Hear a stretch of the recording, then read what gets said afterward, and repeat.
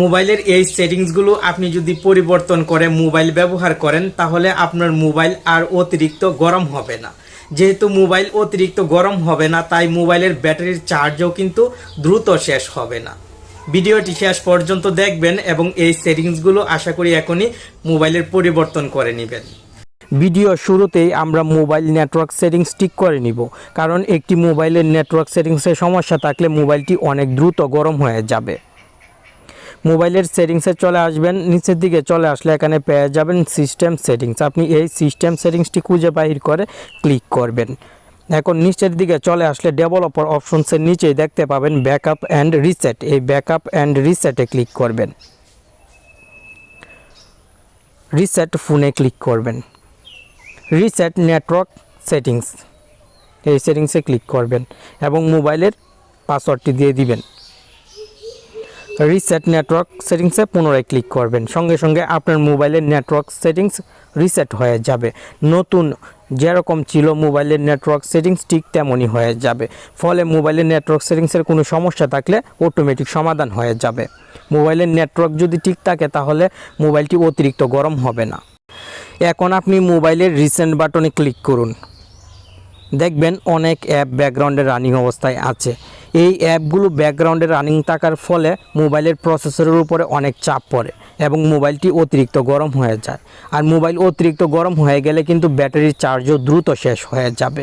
আপনি সবসময় চেষ্টা করবেন অপ্রয়োজনীয় অ্যাপগুলো ব্যাকগ্রাউন্ড থেকে রিমুভ করে দেওয়ার। ফেসবুক মেসেঞ্জার রাখতে পারেন ব্যাকগ্রাউন্ডে, কারণ ব্যাকগ্রাউন্ডে ফেসবুক মেসেঞ্জার যদি না রাখেন তাহলে ইন্টারনেট অন থাকলেও মেসেঞ্জার থেকে কোনো মেসেজ আসলে আপনি হয়তো নাও পেতে পারেন। তবে অপ্রয়োজনীয় কোনো অ্যাপ ব্যাকগ্রাউন্ডে রাখবেন না, সবসময় ক্লিন করে রাখবেন।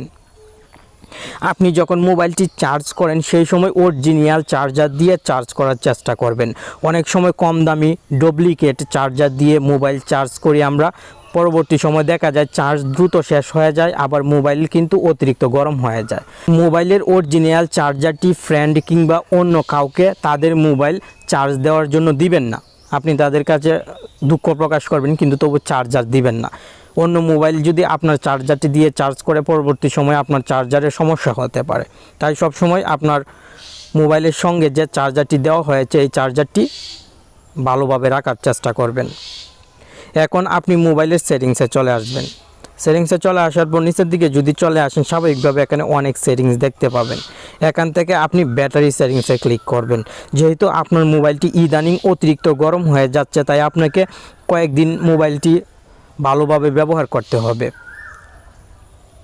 এখান থেকে সুপার পাওয়ার সেভিং মোড, এই সেটিংসটি যদি অন করে আপনি মোবাইল ব্যবহার করতে পারেন তাহলে আপনার মোবাইলের ব্যাটারির চার্জ দ্রুত শেষ হবে না, সেই সঙ্গে মোবাইলটি অতিরিক্ত গরমও হবে না।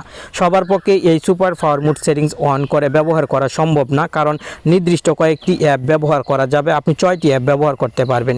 যেহেতু আপনার মোবাইলটি অতিরিক্ত গরম হয়ে যাচ্ছে তাই 1-2 দিন অন করে রাখতে পারেন। যখন এই সুপার পাওয়ার মোড থেকে আপনি লিভ নেবেন মানে এক্সিট নেবেন তখন এই আইকনে ক্লিক করবেন এবং এক্সিট সুপার পাওয়ার সেভিং মোডে ক্লিক করে দিবেন। সঙ্গে সঙ্গে মোবাইলটি স্বাভাবিক অবস্থায় চলে আসবে।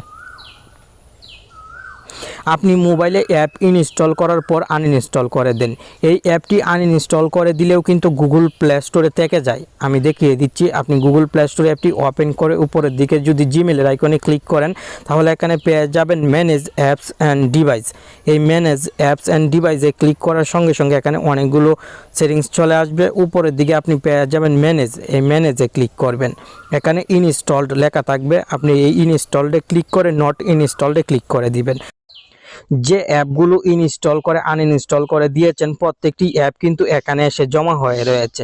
তাই আপনি চেষ্টা করবেন এখান থেকেও অ্যাপগুলো ডিলিট করে দেওয়ার। আপনি এই বক্সে ক্লিক করবেন, এভাবে বক্সে ক্লিক করবেন এবং উপরের দিক থেকে ডিলিটের আইকনে ক্লিক করবেন, দেন রিমুভে ক্লিক করে দিবেন। আশা করি এই সেটিংসগুলো যদি সঠিকভাবে আপনি প্রয়োগ করতে পারেন মোবাইলে তাহলে আপনার মোবাইলটি অতিরিক্ত আর গরম হবে না। ভিডিওতে আমি চেষ্টা করলাম আপনাকে গুরুত্বপূর্ণ কিছু সেটিংসের সাথে পরিচয় করিয়ে দেওয়ার। আশা করি আপনার কাছে অনেক ভালো লাগলো।